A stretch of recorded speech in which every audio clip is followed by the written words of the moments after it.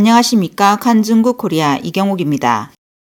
며칠 전 랴오닝TV 도시 채널의 유명 여성 앵커 주샤가 처분을 받았다는 소식에 중국이 들끓었습니다. 최근 주샤는 자신의 개인 동영상 채널에서 선양의 전염병 발생 상황에 대해 라이브 방송을 진행했습니다. 그녀는 황구치 여러분, 제 말을 들어보세요. 제 말을 들어보세요. 왜 그런지 말할 수도 없고 원인과 이유도 말할 수 없어요. 제 말만 들으면 됩니다. 황구치에 사시는 분들은 외출 전에 개인 방역을 꼭 철저히 하고 나가셔야 합니다. 라고 언급했습니다. 주샤는 마지막에 가장 중요한 한마디를 언급하며 제 말을 들어요. 제 말을 듣는 것이 옳아요. 나는 왜라고 말할 수 없고 원인과 이유도 말할 수 없지만 그냥 제 말을 들으세요. 제 말을 들으면 됩니다. 라고 말했습니다. 이후 웨이보에서는 주샤가 자신의 개인 생방송에서 전염병과 관련된 부적절한 발언을 했다는 이유로 TV방송국에서 정직 처분을 받았다고 보도했습니다. 인터넷 방송에 따르면 랴오닝 방송그룹 도시채널은 주샤는 채널 책임자의 승인 없이 자체 생방송을 개설했다. 도시채널은 앵커의 개인 SNS에서 코로나19 관련 발언을 엄격하게 금지하고 있다. 그러나 주샤는 관리 제도의 심각성을 깨닫지 못했다는 공고문을 냈다고 보도했습니다. 또한 진행자는 반드시 당 언론인으로서의 신분을 최우선으로 해야 한다고 강조했습니다. 도시채널은 주샤의 사회 취재 업무를 중지하고 부서의 책임자 지위도 정지한다. 다른 사람이 인수할 것이며 그녀의 계정도 즉시 갱신 중지 처분한다. 이후 방송사는 그녀의 반성에 따라 책임을 더 물을지 말지 결정한다고 전했습니다. 이와 관련해 중국 네티즌들은 구체적으로 부적절한 발언이 뭔가, 그냥 전염병 조심하라고만 하는 것도 안 되나, 설마 이제는 사실을 말하지 말라는 건가, 선의로 주의를 환기시켜 국민을 안전에 유의하라고 한 것도 잘못인가 라는 반응을 보였습니다. 다음 뉴스입니다. 4월 4일 캐리람 홍콩 행정장관은 차기 행정장관 선거에 출마하지 않고 6월 30일 공식적으로 42년 공직 생활을 마감한다고 발표했습니다. 캐리람이 연임하지 않기로 한 것은 가정적인 고려에 따른 것이라고 밝혔지만 사실 그녀의 암울한 퇴장에는 이유가 있습니다. 2020년 8월 7일 미국은 캐리람 장관을 비롯한 중국, 홍콩 관리 11명에 대해 제재를 발표했고 아직 제재가 풀리지 않아서 퇴임 후 캐리람의 삶은 녹록지 않을 것으로 보입니다. 캐리람은 2017년 행정장관 선거에 출마했습니다. 당시 홍콩은 우산운동을 경험한 지 얼마 되지 않아 사회가 황색과 청색 두 진영으로 갈라져 사회적인 보수가 시급한 상황이었습니다.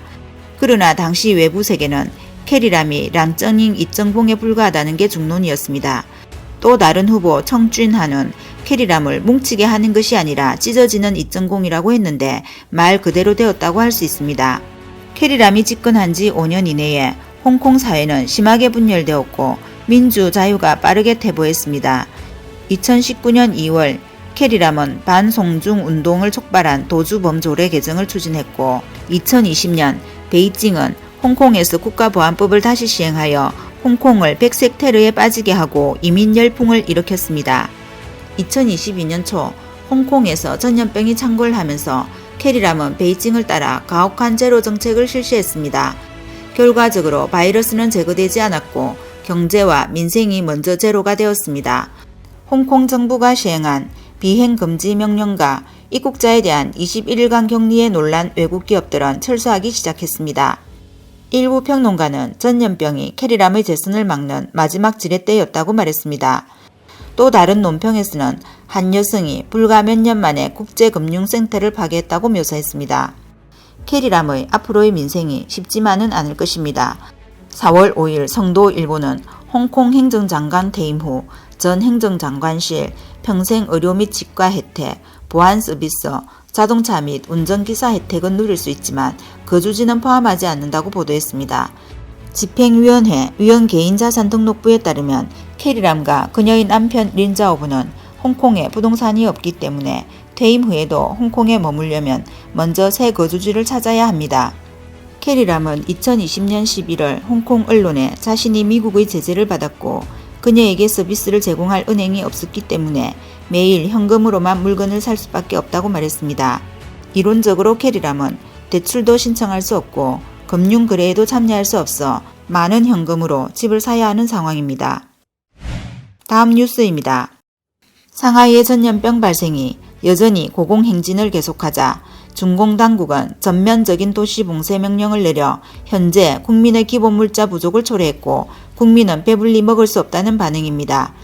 푸시 사람들은 밥을 먹는 것은 쌀을 헤아리는 것과 같다며 한 번에 한 알씩 아주 적게 먹는다라고 말했고, 상하이 후베이성의 여성은 식량을 절약하기 위해 하루에 한 끼를 먹는다라고 말했습니다. 심지어 지역 TV 방송은 사람들에게 가벼운 단식을 가르치고 있습니다. 자유아시아 방송에 따르면 왕 씨는 푸시, 항토우진, 허샤길에 거주하는데 3월 26일부터 봉쇄되어 4월 1일에 몇 시간 동안 물건을 사러 나갔지만 아무것도 사지 못했다고 합니다. 그리고 지금까지 봉쇄되어 사람이 건물에서 나갈 수도 없고 동네로 나갈 수도 없고 회사에도 갈 수 없다며 단지 소량의 음식이 배달된 적이 있다고 말했습니다. 왕 씨는 언제 봉쇄가 해제될지 모르겠다며 핵심은 사람들이 더 이상 기다릴 수 없다는 것이다. 집에 있는 모든 음식을 먹었다. 이제는 쌀을 한 알 한 알 아껴 먹고 있다고 말했습니다. 왕 씨는 상하이 사람들은 바이러스를 두려워하는 것이 아니라 도시 봉쇄가 더 두렵다며 먹을 것도 마실 것도 없다고 말했습니다. 지금 상하이에는 중증 환자가 많지 않다. 바이러스가 사람을 죽이지는 않겠지만 이 봉쇄가 사람을 죽일 것이다. 봉쇄 때문에 정말 미쳐버릴 것 같다 라고 절박하게 말했습니다. 시민 바이올렛은 자신의 3인 가족에게 먹는 문제가 가장 걱정이라며 지난주 푸동과 푸시가 봉쇄되면서 구에서 배급한 신선한 채소와 과일, 고기, 달걀이 거의 동이 났다고 말했습니다. 지난 이틀간 식품을 온라인 쇼핑으로 구매하려 했는데 많은 품목이 품절되어 가까스로 음식을 선택했지만 귀하이 지역에는 택배 인력 부족으로 배송 지원이 안 된다라고 해 놀랐다고 말했습니다.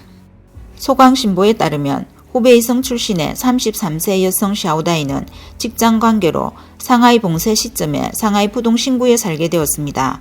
샤오다이는 2, 3일만 문을 닫는다고 생각하여 라면, 과자 등 몇 개만 비축해 양이 많지는 않았는데 3월 25일부터 이날까지 봉쇄가 11일에 달할 것이라고는 예상하지 못했다고 했습니다.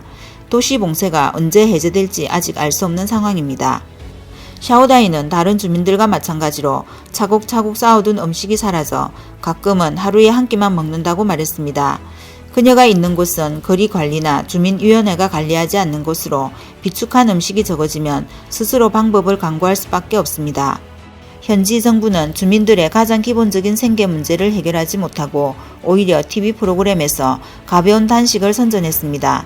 3일 상하이 TV 도시 채널은 오늘의 인상 집콕은 조잡하지 않다 해서 대중에게 5일 단식 방법, 첫날부터 5일 동안 음식 배분 방법 등을 가르쳤습니다. 강사는 수석 영양 강사 치우진입니다.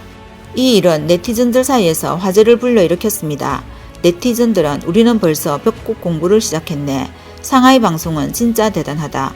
방송국 전체에 야채가 부족하지 않겠다. 이제 커스터드는 사치품, 아이들만 마실 수 있고 어른은 마실 수 없는 사치품이라는 반응을 보였습니다.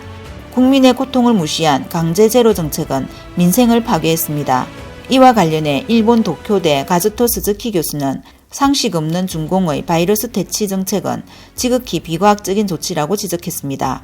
중공 당국은 정치적으로 고려해 볼 때 대외적으로 중공 방역 성공을 선언했지만 대내적으로 공산당 제도의 우월성을 표방하며 민생을 파괴하여 민중은 고통에 시달리고 있습니다.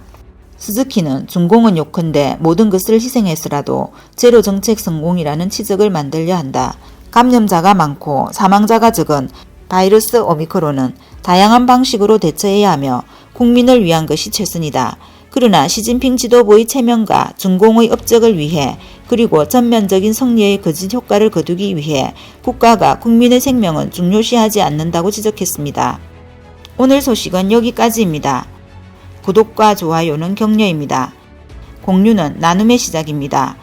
감사합니다.